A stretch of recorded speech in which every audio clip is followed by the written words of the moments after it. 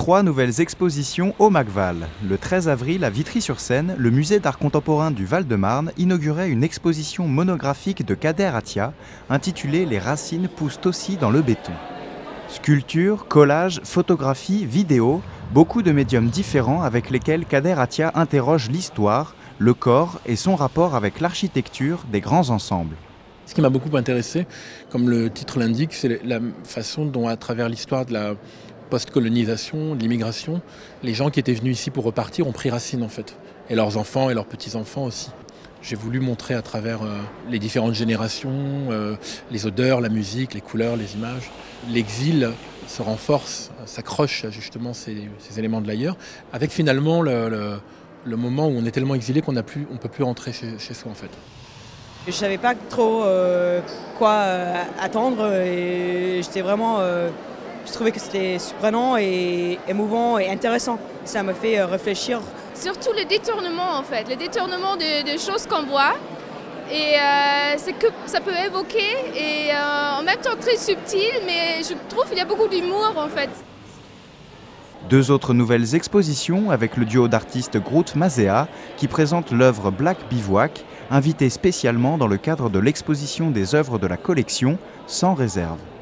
L'exposition intitulée « Le nouveau souffle juste après la tempête » de l'artiste japonais Meiro Koizumi, qui à l'issue de 6 mois de résidence, signe une œuvre audiovisuelle qu'il a réalisée avec des jeunes de Chevilly-Larue, une œuvre d'échange culturel dans les 2 sens. When I came to Vitry for the first time, I met 20.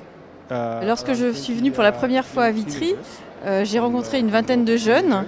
Et ce qui m'a marqué sur ces territoires, c'est la manière dont ils se comportaient, dont ils parlaient, dont ils riaient, leur expressivité, leur côté amical.